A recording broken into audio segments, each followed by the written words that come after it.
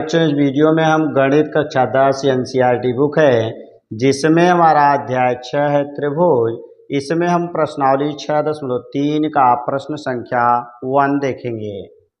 इसमें कई प्रश्न है 1 में। आइए प्रश्नों को देखते हैं, लेकिन उसके पहले हमें कुछ रूल, कुछ नियम को जानना है। रूल क्या है कि दो त्रिभुज कब समरूप होंगे। त्रिभुज समरूप होंगे तो क्या क्या होना चाहिए। नंबर 1 पहला है कि हमारा अगर मान लीजिए एक त्रिभुज ए बी सी हो जाए तो ये पहला त्रिभुज हमारा बन गया ए बी सी। अगर इस ए बी सी और दूसरा त्रिभुज हमारा बन जाए पी क्यू आर, अगर इसकी भुजाएं अनुपातिक होंगी तो ये समरूप कहलाएगा। अर्थात ए बी बटे पी क्यू हो जाए, बी सी बटे क्यू आर हो जाए और सी ए बटे आर पी हो जाए तो ये दोनों समरूप हो जाएंगे। यानी मिलेगा कि हमारा यदि A B upon P Q, आगे आ जाएंगे तो B C upon Q R, ये बराबर सी ए अपान आर पी। अगर ये ऐसा है तो ये दोनों त्रिभुज समरूप होंगे। अर्थात त्रिभुज ए बी सी ये समरूप का निशान है। त्रिभुज हमें मिल जाएगा पी क्यू आर। ये नंबर 1 हो गया। अब हम आ जाएंगे नंबर 2 में। तो नंबर 2 क्या दिया है कि दो त्रिभुज हों। एक मान लीजिए ए बी सी हो जाए, दूसरा त्रिभुज हमारा पी और क्यू और आर हो जाए तो ये जो भुजाओं का अनुपात है इसको हम यस यस यस यानी साइड साइड साइड समरूपता कहेंगे।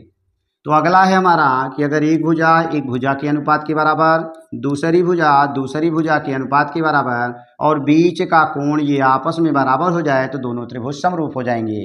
यानी मिलेगा क्या, यहाँ पर यदि ए बी बटे हमारा पी क्यू ये बराबर हो जाए बी सी बटे क्यू आर, बी सी बटे क्यू आर और कोण बी बराबर कोण क्यू के, कोण बी बराबर कोण क्यू के, तो हमारा जो त्रिभुज ए बी सी होगा वह समरूप त्रिभुज बन जाएगा पी क्यू आर के।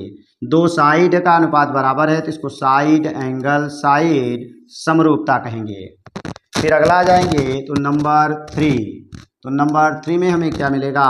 नंबर 3 तीसरा दिया गया है कि अगर तीनों कोण यानी एक त्रिभुज ये हो जाए, दूसरा त्रिभुज ये हो जाए A B C P Q are.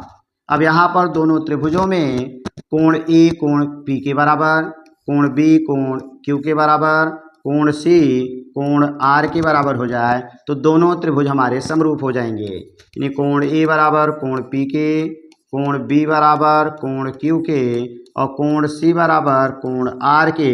तो जो हमारा त्रिभुज है ए बी सी समरूप त्रिभुज हो जाएगा पी क्यू आर और इसको हम कहेंगे एंगल एंगल एंगल समरूपता। तो हमें एक मिला साइड साइड साइड समरूपता, फिर मिला एंगल एंगल एंगल समरूपता। एक और बनता है 4 नंबर। तो 4 नंबर के लिए हम आ जाते हैं और ले लेते हैं यहाँ पर इस कलर को। चौथा में है कि यदि मान लीजिए एक त्रिभुज हमारा ए बी सी, दूसरा पी क्यू आर, ये 4 नंबर का है। तो एक बना, 2, 3 और चौथा। इनमें से अगर एक कोण के बराबर हो जाए, दूसरा कोण दूसरे कोण के बराबर हो जाए तब भी ये त्रिभुज हमारे समरूप हो जाएंगे। माने दो कोण बराबर होंगे। अर्थात कोण ए बराबर कोण पी के, कोण बी बराबर कोण क्यू के। तो हम जानते हैं कि इसी त्रिभुज में अगर दो कोण बराबर है तो ऑटोमेटिक तीसरा कोण बराबर हो जाता है और इसलिए ये वाला बन जाएगा समरूप। इसको हम कहेंगे एंगल एंगल समरूपता समरूपता। यानी यहाँ बन जाएगा त्रिभुज ए बी सी समरूप त्रिभुज हो जाएगा पी क्यू आर। तो इस तरह से हमें कुल समरूपता मिली साइड साइड साइड समरूपता। फिर दूसरा मिला हमारा साइड एंगल साइड समरूपता, ये हो गया। तीसरा हमारा मिला एंगल एंगल एंगल समरूपता और चौथा नंबर हमें मिल गया एंगल एंगल समरूपता। इसके साथ साथ अगर एक भुजा दूसरी भुजा के बराबर हो जाए, दोनों ओर के कोण बराबर हो जाएंगे, तब भी हमारा समरूप कहलाएगा। आइए अब हम प्रश्नों को देखते हैं। तो अब हमारा 6.3 बताइए कि आकृति 6.34 में दिए गए त्रिभुजों के युग्मों में से कौन कौन से युग्म समरूप हैं। उस समरूपता की कसौटी को लिखिए जिसका प्रयोग आपने उत्तर देने में किया है तथा साथ ही समरूप त्रिभुजों को सांकेतिक रूप में व्यक्त करना है। तो यहाँ पर अगर हम बात करेंगे तो यहाँ पर दो त्रिभुज दिए गए हैं। एक त्रिभुज हमारा ABC है, एक त्रिभुज हमारा दे दिया गया है यहाँ पर ABC और दूसरा त्रिभुज हमारा है PQR। अगर इन दोनों त्रिभुजों में बात करें तो एक कोण 60 अंश, दूसरा भी 60, एक 80 है, दूसरा 80, तीसरा 40, ये भी 40। तो इसका मतलब दोनों त्रिभुज समरूप होंगे क्योंकि कोण आपस में बराबर हैं। तो नंबर 1 में क्या मिला, कोण A बराबर कोण P के जिसको आपने पाया 60 अंश, कोण B बराबर मिल गया हमारा कोण Q के और ये बना हमारा 80 अंश। अगला है कोण C बराबर कोण R के और ये बन गया 40 अंश। तो तीनों कोण बराबर हो गए इसलिए एंगल एंगल एंगल समरूपता समरूपता से क्या मिल गया हमें, यानी त्रिभुज ABC और समरूप त्रिभुज हो गया PQR। ABC PQR ये हमारा पहला वाला समरूप होगा और किससे रूल होगा, AAA समरूपता से।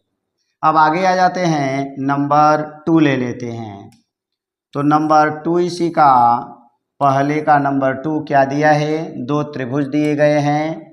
यहाँ पर एक त्रिभुज है ABC, इस त्रिभुज में एक त्रिभुज हमारा ABC है और दूसरा त्रिभुज हमारा PQR है। ये त्रिभुज दिए गए हैं। तो अगर हम बात करें तो 2 वाला 2 दूनी 4 के बराबर, तो आगे हम आ जाएंगे तो 3 वाला 3 दूनी 6 के बराबर, यानी हमें क्या मिला AB। यहाँ लिखेंगे चूँकि AB बटे हमें 4 माने QR और ये बराबर मिल गया हमें 2/4, काट दिए तो 2 1 2, 2 दूनी 4 आ गया। फिर आगे आ जाएंगे तो BC बटे, यहाँ से हम आगे आ जाएंगे तो यहाँ पर हमें क्या मिलेगा, तो हमने लिया BC का मान हमने 2.5 लिया तो RP का मान 5 हो गया। RP तो 2.5/5, दशमलव हटाएंगे 25 1 25 दूनी यानी ये भी 1/2 आ गया। फिर आएंगे BC के बाद CA, तो CA बटे हमें मिल जाएगा PQ तो बराबर, तो CA का मान 3 मिला। फिर आगे आ जाएंगे PQ का मान हमें 6 मिल गया, 3 1 3, 3 दूनी 6 बन गया। यहाँ बात करेंगे तो सभी मान बराबर हैं, यानी मिला चूँकि AB बटे यानी QR बराबर है BC और बटे है RP बराबर है CA और बटे है PQ, ये बराबर हो गया।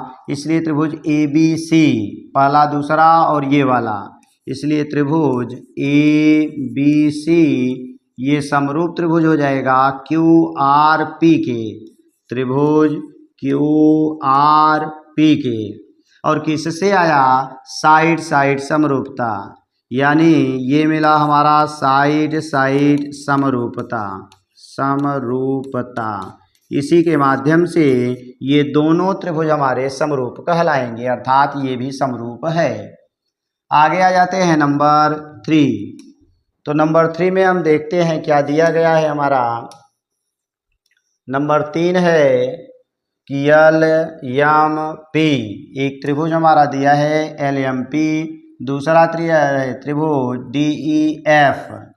तो अगर हम बात करें ये 2.7 है और इसमें इसका दूना नहीं मिला, ये 2 है तो 2 दूनी 4 बन गया मान लीजिए। फिर अगला 3 है तो 3 दूनी 6 बन गया, लेकिन 2.7 का दूना नहीं मिला है। तो जब ये दूना नहीं मिला तो इसका मतलब समरूप नहीं है। चूँकि यहाँ हम देखेंगे तो 2 का दूना 4 तो हम लिख सकते हैं, यानी MP, ये बटे हो जाएगा DE, ये बराबर MP का मान 2, DE का मान 4, तो काट दिए 1/2 आ गया।